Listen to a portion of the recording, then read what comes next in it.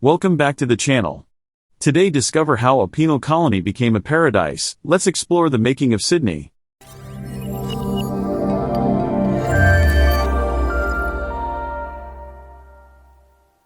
Located on Australia's southeastern coast, Sydney tells the tale of fictional George Fletcher, an 18th-century British convict from Liverpool, and his descendants, who lived through Sydney's transformation into a global city. Their story intertwines with millennia-old Aboriginal traditions, colonial milestones, and Sydney's modern splendor. Let's journey through time to discover how the Fletcher family's saga is a microcosm of Sydney's development. Pre-1788. The Untold Millennia. Long before George Fletcher ever set foot in Sydney, the Indigenous Aboriginal Australians of the Eora nation had called this land home for at least 50,000 years. They had sophisticated social structures, complex languages, and a deep-rooted spiritual connection to the land. Like the Native American tribes along the Hudson River in present-day New York, the local Aboriginal Australians were watermen, relying on the abundant seafood from the harbour and rivers. Their intricate rock art in places like Ku-ring-gai Chase National Park is a tangible connection to this distant past. George Fletcher, imprisoned for theft in Liverpool, was part of the first fleet that set sail for this distant land. His life was about to intersect with that of the Aboriginal Australians, all set into motion by James Cook's 1770 claim of the land for Britain. It was this claim that led to the first fleet's arrival 18 years later, forever changing the fabric of Sydney and setting the stage for the Fletcher family's multi-generational saga. 1788 to 1850s. Convict colony to gold rush boom town. Sydney's inception was contentious, as it was originally established as a penal colony to relieve Britain's overburdened prison system. Involuntary labourers like George Fletcher became the backbone of Sydney's early workforce. Despite the harsh conditions, the town slowly found its footing. By the early 19th century, it had a growing economy that soon attracted free settlers, drawn by the potential in agriculture and the burgeoning wool industry. Among these was William, the son of George. Then came the 1850s gold rush, drastically accelerating the city's growth rate, much like what happened to San Francisco on the other side of the Pacific. William seized the opportunity presented by this newly found wealth and contributed to massive construction projects. Cultural institutions grew and the foundations were laid for a diverse society, as people from around the globe poured in seeking fortunes. The 1850s to 1901s. Victorian grandeur to federation. William's daughter, Victoria, grew up in a Sydney that was working to shake off its convict past, aspiring to represent Victorian ideals and British sophistication.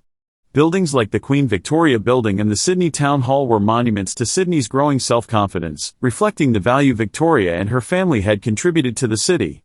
The city was a hotbed for discussions on federation, leading to the creation of the Commonwealth of Australia in 1901.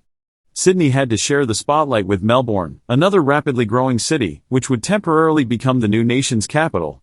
Yet, Sydney's natural harbour gave it a distinctive edge as a bustling commercial hub. For Victoria's son, Edward Fletcher, Sydney was a world of possibilities. The city became a melting pot, with contributions from Indigenous people and new immigrants alike. Edward felt a surge of anticipation as the 20th century dawned. Sydney was no longer a distant British outpost but a thriving city finding its own identity. 1901 to 1945. Turmoil and transformation. Edward's daughter, Emily, witnessed Sydney's metamorphosis from a colonial port to the capital of New South Wales at the dawn of the 20th century. As Sydney inaugurated its electrified rail system and the Harbour Bridge, Emily observed signs of Sydney's grand aspirations. Yet, the city was not without its woes. Echoing New York's struggles during the Great Depression, Emily saw unemployment skyrocket, hitting close to home in working-class districts like Alexandria and Redfern. Tensions in Sydney's social fabric reached a climax during the grand opening of the Sydney Harbour Bridge in 1932 when Francis de Groot, a far-right activist, stole the limelight by cutting the ribbon before the premier could. World War II then catapulted Sydney onto the international stage. In 1942, Japanese submarines attacked the harbour, an event that left an indelible mark on Emily and marked a break from Sydney's otherwise peaceful history.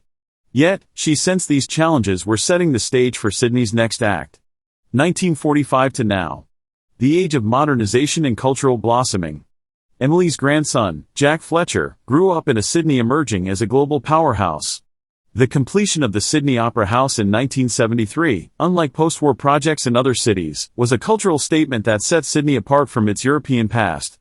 As Jack navigated through Sydney's expansion, he saw the city balance ambition with sustainability, visible in eco-friendly projects like Sydney Park's Wetlands and Barangaroo Reserve.